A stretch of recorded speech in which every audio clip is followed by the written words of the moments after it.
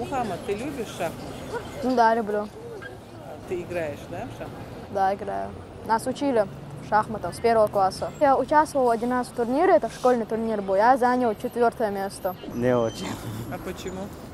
Потому что я с шахматов не силен. А какие игры тебе больше нравятся? Мне по душе игры, например, футбол. Да, ты любишь шахматы? Да, иногда играю, бывает. С друзьями там посидеть, поиграть. Интерес, когда возник у тебя к шахматам? Кто-то тебя научил? Дедушка, его Ачудахир, он научил меня. Сейчас его нету с нами. Он увлекался этим.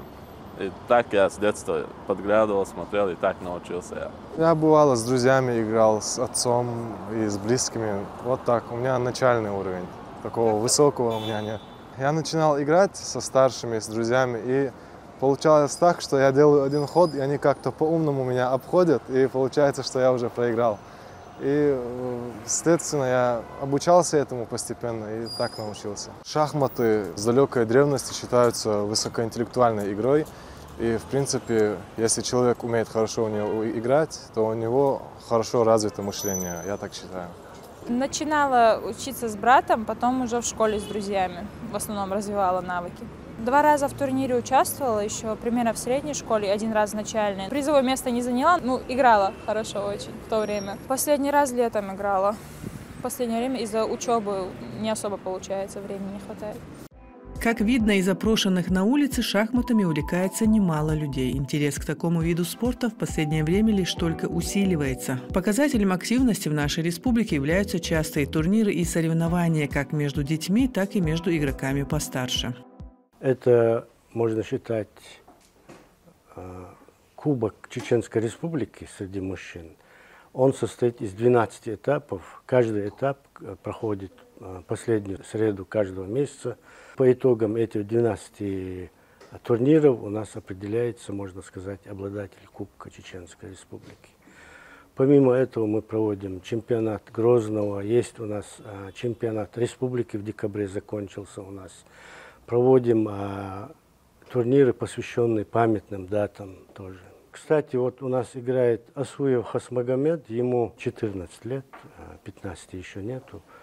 Вот в таком же турнире в прошлом он 1-е место занял. Мой отец всегда, когда я был маленький, он играл с друзьями игры в шахматы, и я тоже поэтому полюбил игру. А вот сейчас ты уже занимаешь призовые места, да? Вот где ты в последний раз побывал? В Нальчике. Какой ты приз получил? Что ты победил? Я там получил приз за хорошую игру, как представитель Чеченской Республики, заняв 5-е место.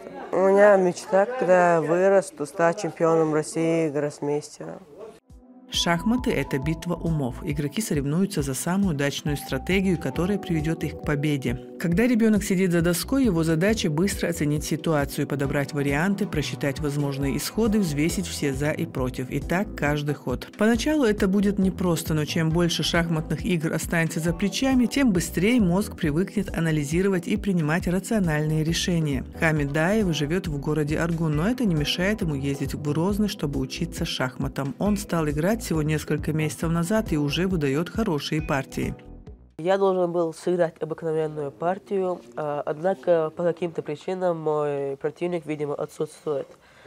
Из-за этого, раз противник отсутствует, я начинаю время, и оно у него идет, потому что я сделал 1-й ход, и очередь хода передается черным. А так как черные отсутствуют, их время утекает. В своей группе почти, можно сказать, лучше всех играю на турнирах. У нас свой шахматный клуб, где наш тренер обучает нас гамбитам, дебютам, показывает разные стратегии и учит нас играть в шахматы. Возрождение шахматного спорта после боевых действий, происходивших в Чеченской Республике, выпало на 2000 год. Начало мирной жизни стало толчком к развитию былого спорта. Активно шахматные поединки стали проводиться с 2013 года. За этот период Федерацией шахмат организовано 8 всероссийских турниров в памяти первого президента Чеченской Республики, героя России Ахмата Хаджи Кадырова. Профессионалов и любителей шахмат поддержал и глава республики Рамзан Кадыров. По сей день развитию этой интеллектуальной игры уделяется пристальное внимание. Надо любить свое дело, которое он выбрал, шахматы, бокс, борьба. Я думаю, что сегодняшнего дня развитие шахмат направление у нас в республике будет на высшем уровне. Нынешние вот ребята имеют хорошие шансы развиваться, потому что у нас есть федерация, которая выявляет талантливых ребят, предоставляет все условия, проводятся регулярные соревнования. Вот, скажем, самый у нас талантливый – это Белохаш Саидов. Он почти в каждом турнире выигрывает у гроссмейстеров. Просто в шахматах надо определенные нормы выполнить и достичь рейтинга. Он постепенно движется к этому. Я думаю, года 2-3 ему понадобится, чтобы выполнить норму. В данный момент федерацию возглавляет Дудаев Ахмед Махмудович, и он оказывает большую помощь федерации шахматистам республики. Многие у нас выезжают за пределы, играют в других турнирах. Федерация шахмат Чеченской Республики проводит до 3 турниров в месяц. Игроки периодически выезжают за пределы республики и не возвращаются без призовых мест. Кстати, 7 февраля в египетском городе Хургада завершились международные соревнования по шахматам, в программе которых были блиц-турнир и турнир по классическим шахматам. Наш гроссмейстер Ахмат Бимеев победил в блиц-турнире. В классическом, где участвовали 148 шахматистов, Ахмат сыграл тоже уверенно, без поражений. В итоге он занял 3-е место, отстав от победителя всего на пол-очка. Ахмат прибавил к своему международному рейтингу 40 пунктов.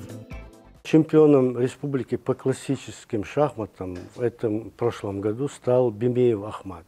Каждый год разыгрывается еще звание чемпиона России. А чемпионат республики это является отборочным турниром к чемпионату СКФО, а потом уже и к чемпионату России. Самый крупный успех можно считать наш Белохаш Саидов. В прошлом году выиграл этап Кубка России. Это у нас проходил в городе Пятигорске. Был очень сильный состав, около 100 шахматистов со всех регионов, можно сказать, России. И наш Белохаш Саидов занял 1-е место. Вот в прошлом году это произошло. Надеемся в этом году тоже достичь таких же успехов. Тем более вот в 2 последних выездах наши ребята 1-е места занимали тоже. Во Владикавказе и в Нальчике. Тухаев Адам – это единственный чеченский гроссмейстер. Был дважды бронзовым призером чемпионата Европы. Ныне проживает в Московской области. В основном он сейчас сосредоточился на тренерской работе. Он работал в Эмиратах тренером сборной Эмиратов арабских. Играл несколько раз у нас в республике. Причем 1 раз выиграл мемориал Кадырова, очень сильный турнир. И 2-е место дважды занимал. И если у нас команда выезжает, сборная Чеченской Республики, на всероссийский турнир, он обязательно участвует в составе как лидер наших шахмат.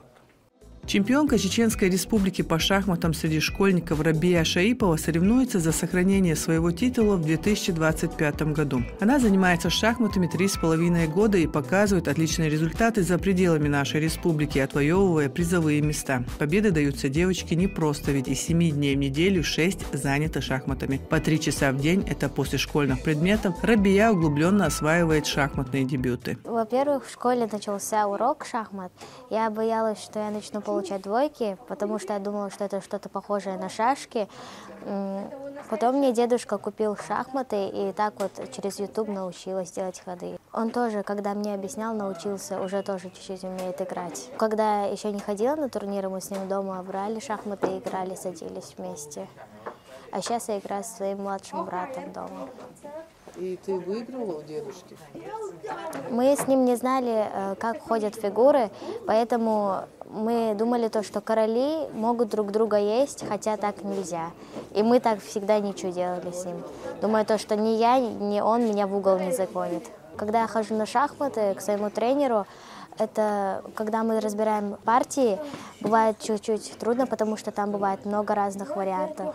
Их заучивать нужно, чтобы примерно знать, как играть. Я ездила в Кисловодск на турнир, в Дагестан, в Осетию разные, и в Сочи тоже ездила. Ну, в Сочи я тоже сыграла нормально, из 9 партий 7 выиграла. В Осетии как я помню, заняла 2-е и 1-е места. В В Кисловодске первое место заняла, и в Махачкале, ну, где-то месяцев 3-2 назад я тоже заняла первое место. У меня дома где-то 60 с чем-то медалей. Ну, грамот тоже много, кубков тоже. Шахматы не появились в жизни людей такими, какими мы знаем их сейчас. Их древний предок, индийская чатуранга, лишь отдаленно напоминала современную игру. Сложно сказать, в каком точно году придумали эти шахматы, но историки полагают, что примерно в 600 году нашей эры. Шахматы – это не только интеллектуальная игра или отдельный вид спорта. На доске, где 64 клетки двух цветов и 32 фигуры, скрыт глубокий смысл. А еще это интересные возможности для тренировки полезных навыков. Игроки учатся стратегически мыслить, сохранять спокойствие, рационально двигаться и ориентироваться по ситуации. Шахматы для человека, который в них не играет, это черно-белая доска и фигурки тех же цветов. Однако для шахматистов существуют принципиально различающиеся виды игры, как классика, рапид, блиц, шахматы Фишера. Несмотря на внешнюю статичность, процесс максимально динамичный, требует включения и готовности к вызовам судьбы. Расслабляться нельзя, это главная причина проигрышей. Конь c3 Ахтинг Эльче, он знает, что конь Тиахана Цигаю, Хариби на c3 Кочурёти, конь c3, следующий ход черных. Е5 Амаэлля, Е5. Первый шаг для того, чтобы научить детей, научить их алгебре и геометрии. Геометрия, например, слон ходит по диагонали, ладья по вертикали и горизонтали. Это геометрия. Алгебра – это вот сама доска, 64 клетки, буквенный и цифровой индекс. Это первый шаг обучения детей. Так, следующий шаг – как все это действует во взаимодействии. Например, ты уже знаешь, как ходит каждая фигура. Конь ходит буквой Г, с белой на черную. Основной мотив ходов. Пешки либо на одну, либо на две клетки в начальной позиции. И после того, как пешка пошла, она больше может идти только по одной. Дальше слон. Кроме коня никто не может перепрыгивать, поэтому для того, чтобы вывести слона, вам придется сначала одним ходом продвинуть пешку и пройти дальше. Но факт в том, что ты можешь делать ходы по очереди. Я учил детей в возрасте от 2,5 лет, и самый старший у меня был 60 лет. И вот это 2,5, если не ошибаюсь, Салтаханов его звали, парень. Мама привела его, у него есть данные. И за 1 час он научился играть в шахматы, и потом через год он был в числе успешных. К сожалению, ему потом пришлось заняться плотной учебой, и немножко снизились его удар, и его возможности, и практика. Но если бы его по шахматам держали бы в таком же тонусе, он уже стал бы чемпионом нашей республики за это время. Ваха Дакаев обучает детей шахматным азам не только в кабинете. В ежедневной утренней программе на ЧГТРК «Грозный» он доходчиво объясняет главные правила интеллектуальной игры для всех желающих познакомиться с шахматами, сидя дома. Е3, Е5, слон С4, сразу на ударную позицию, слабая точка, F7, для того, чтобы атаковать короля, потому что шахматы представляют собой древнюю модель, где если царь погиб, война прекращается. Поэтому основная атака на царя. Конь c3, защищая пешку и выводя фигуры. Ферзь h5. Если ты играешь с хорошими игроками, в ранний вывод ферзя, конечно, плохой ход. Но против слабаков это наиболее короткий путь к победе. Если черные захотят отогнать ферзя, слон бьет в одну точку, и ферзь бьет в одну точку. Если бы ферзя здесь не было, на удар слоном на f7, взятие пешки, король спокойно забрал бы ее. Однако, когда слон и ферзь вдвоем бьют в одну точку, взятие ферзем наиболее выгодно, чем слоном. Шах королю, нападение на короля называется шахом. И король не может взять, потому что он не может дважды идти под удар. Таким образом выигрывается взаимодействие фигур. Эти комбинации, которые показывает мастер спорта по шахматам, самое важное для быстрого обучения игре. Если, конечно же, человек хочет научиться профессионально, нужно приложить максимум усилий и времени. Есть такой момент, когда ты имеешь большее количество фигур, но отдаешь их для того, чтобы достигнуть самого главного – атаки короля. И в этот момент ты уже выигрываешь, у тебя может быть мало фигур, но ты быстро выиграешь. Дадим такой момент. Е4, Е5, конь F3, D6, слон C4, нагнетается пункт F7, слон G4. Как мы уже сказали, слоны двигаются по диагоналям, и конь как бы арестован. Если мы уберем коня, ферзь попадает под удары слона. И ферзь очень важная фигура, его нельзя отдавать. Однако после конь c3, a3 белые могут провести комбинации, о которой мы говорили. Конь e5 и отдается ферзь. Если противник не знает этих комбинационных мотивов, он возьмет ферзя. После взятия ферзя практически игра белых проиграна, если он не найдет быстрое решение. Быстрое решение вот в чем. Конь пробрался сюда, и на пункт f7 два удара и слоном, и конем. Слон забирает, получается, шах. Король вынужден уйти, потому что конь защищает слона. И следующий конь шах, и король не может сюда, потому что попадает под удар коня. Не сюда, потому что он попадает под удар следующего коня. И на два пункта e8 и e6, потому что там и там атакует слон. Тут используем несколько мотивов. Комбинация и атака всеми оставшимися фигурами в центре, в то время как все фигуры черных на местах. Это следующий этап, это называется фигурная игра. У черных очень слабая фигурная игра, белые используют все фигуры, которые у них есть в наличии. И последнее. Если противник продержится до конца, будут разменены все фигуры, и останутся только пешки и одна или две фигуры. В этот момент игра переходит в третью стадию, которая называется эндшпиль, окончание. И здесь нужно знать совершенно другие принципы, чем в начале и в середине. И должен быть не комбинационный, а расчетный момент. Вот это основные принципы, чтобы человек быстро обучился шахматам. Например, в футболе и многих других играх в первые минуты матча особой роли на финальный результат не оказывают, но в шахматах не так. Самый первый ход фигурой на доске имеет последствия до конца игры. Это учит брать ответственность за результат и стратегически правильно действовать. Тут затрачивается огромное количество энергии, умственной энергии и психической, нервной энергии. Да. И вот как Анатолий Карпов, чемпион мира, бывший, сказал, в среднем вот, сильный гроссмейстер затрачивает такую же энергию, как футболист за время матча. Так что, ну и результаты, конечно, вот, определяются сильнейшие в мире, в Европе, в России у нас, как везде в спортивных соревнованиях, определяются сильнейшим. В шахматах игроки должны видеть всю доску, анализировать расположение фигур, чтобы правильно действовать. Новички склонны фиксироваться на текущем ходе, но это не помогает выиграть партию. Со временем отрабатывается навык абстрактного аналитического мышления. Есть люди, которые поздно начинают играть, около 20 лет и даже позже. Вот у нас к тренеру пришел человек, которому около 60 лет было. У каждого есть, конечно, шансы, но у детей перспективы, конечно, намного лучше. Есть такое мнение, что человек, у которого есть способности в математике, он обязательно хороший шахматист. Но это, кстати, подтверждается. Многие чемпионы мира были математиками по профессии. Но фактом является и то, что шахматный талант, он бывает и уникальным. То есть не обязательно зависит от того, есть ли у него знания математики или нет. Вот, скажем, Каспаров, он сам закончил гуманитарный институт иностранных языков.